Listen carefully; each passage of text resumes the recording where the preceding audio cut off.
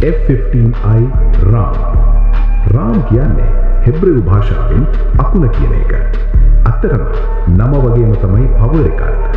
90 දශකයේ මුල් භාගයේ වෙද්දී ඉස්රායලට අවශ්‍ය වුණා තමන්ගේ සතුරන්ගේ ඕනෑම ඉලක්කයකට ඕනෑම දුරකදී ප්‍රහාර එල්ල කරන්න පුළුවන් ලොංග් රේන්ජ් දඩයම්කරුවෙක්.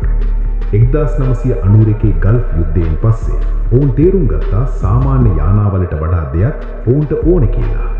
අන්න ඒ අවශ්‍යතාවය නිසා තමයි ඇමරිකාවේ F-15E Strike Eagle යානය ඉස්රායලට ගැලපෙන විදිහට අලුත් තාක්ෂණය දාලා RAM විදිහට නිර්මාණය වුණේ. දැන් බලමු මේකේ ඇතුළට මොකද වෙන්නේ කියලා. මේකේ එන්ජින් දෙකක් තියෙනවා. ඒකෙන් ලැබෙන බලය කොච්චරද කියනවා නම් ගුණයකට වඩා Mach 2.5 වේගයෙන් පියාසර කරන්න පුළුවන්. හැබැයි වැදගත්ම දේ වේගය නෙවෙයි. මේකේ තියෙන APG-70 රේඩාර් පද්ධතිය. ඒකෙන් ඕනෑම කාල ගුණයක රෑ දවල් නැතුව මීටර් ගානක් දුර තියෙන පොඩි ඉලක්කයක් වුණත් අල්ලගන්න පුළුවන්. ඒ විතරක් නෙවෙයි.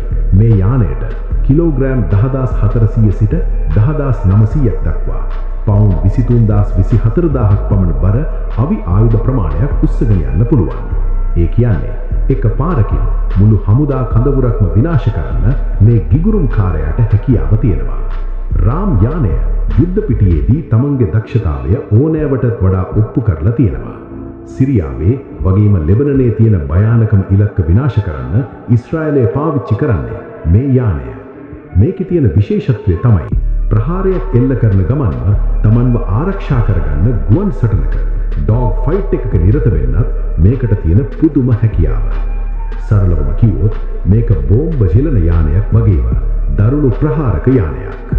දැන් F-35 වගේ අලුත් ස්ටෙල්ත් යානා ආවත් RAM යානයේ තියෙන පිරිමහන්න බැරි ශක්තිය නිසා තවමත් මේක තමයි ඉස්රායල ගුවන් හමුදාවේ ප්‍රධානම තුරුම්පුව. තාක්ෂණය දවසින් දවස අලුත් වුණත් RAM කියන නම ඇහෙද්දී සතුරන් තවමත් වෙබ්ලනවා. ඔයා මොකද හිතන්නේ මේක ගැන? කමෙන්ට් එකක් දාන්න. ඊළඟ වීඩියෝ එකෙන් හම්බ වෙමු.